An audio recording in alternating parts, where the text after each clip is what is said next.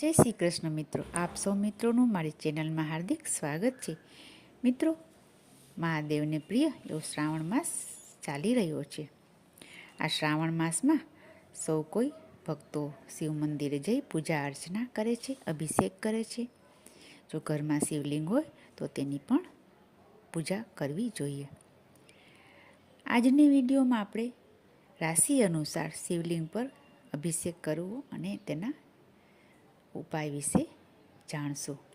આપે જો હજી સુધી ચેનલને સબસ્ક્રાઈબ ન કરી હોય તો કૃપયા કરી લેશો અને સાથ સહકાર આપશો.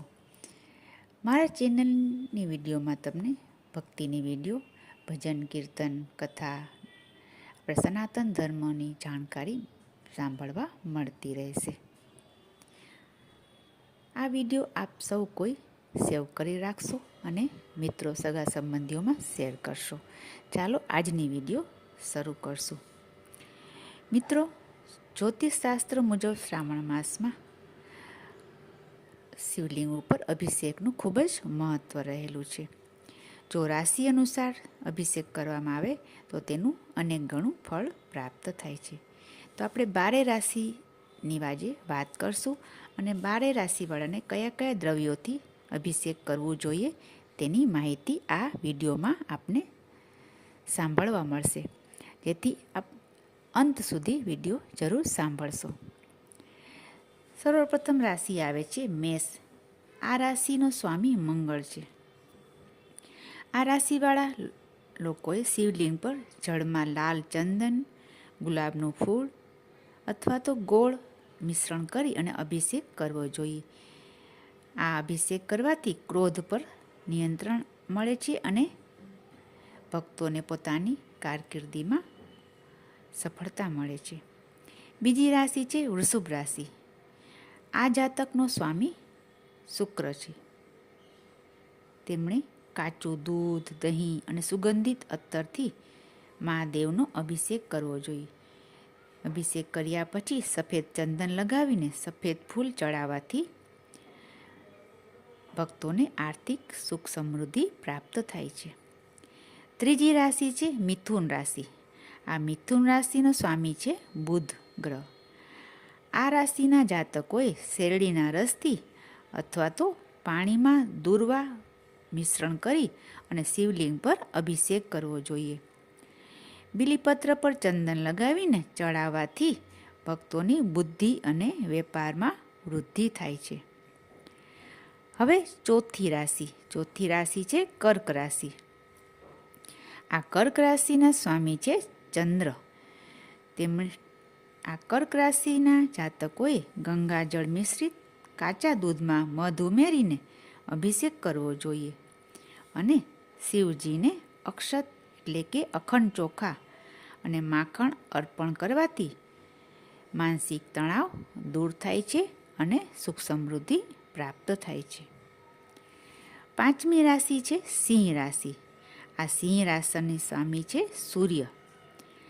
આ રાશિના લોકોએ જળમાં ગુલાબની પાંખડીઓ, કેસર અથવા તો લાલ ચંદન મિશ્રણ કરી અને આ જળથી મહાદેવનો અભિષેક કરવો જોઈએ અને આદિત્ય હૃદય સ્ત્રોત અને શિવ પંચાક્ષર મંત્રનો જાપ કરવાથી આ રાશિના જાતકોને સમાજમાં માન પ્રતિષ્ઠા વિશેષ મળે છે. હવે પછીની રાશિ છે કન્યા રાશિ. આ કન્યા રાશિની સ્વામી છે બુધ ગ્રહ. કન્યા રાશિના લોકોએ શિવલિંગ પર દૂર્વા, ભાંગના પાન અથવા લીલા ફળનો રસ અર્પણ કરવો જોઈએ. શિવ સહસ્ત્ર નામનો પાઠ પણ કરવો જોઈએ.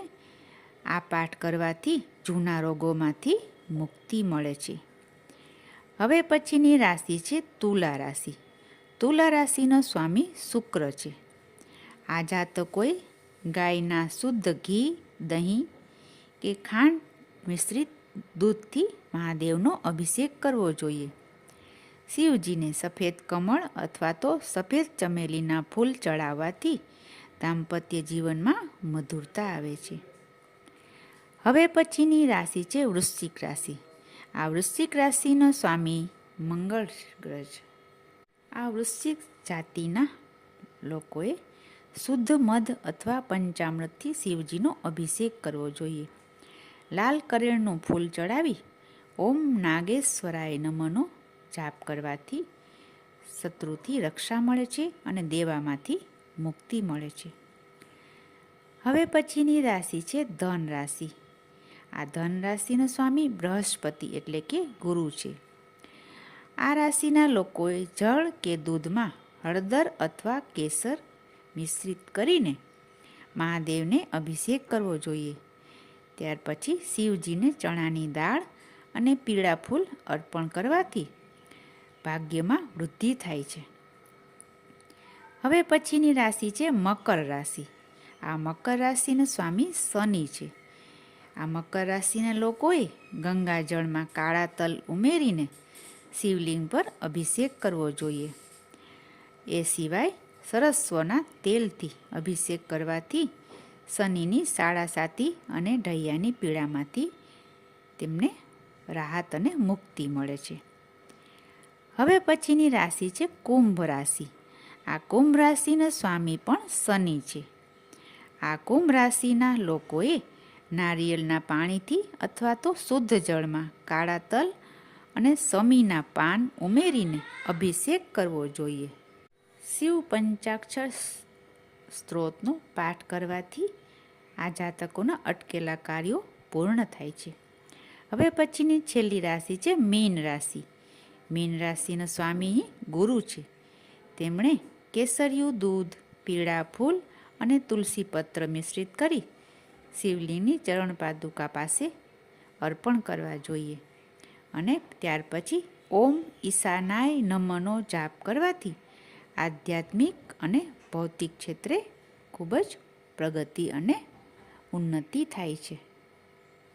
તો મિત્રો, આપ સૌ પોતપોતાની રાશિ અનુસાર દ્રવ્યોથી શિવલિંગ પર અભિષેક કરશો અને મહાદેવની કૃપા અને આશીર્વાદ મેળવશો એવી મારી શુભકામના છે. ફરી નવી વિડીયોમાં નવી માહિતી સાથે મળશું.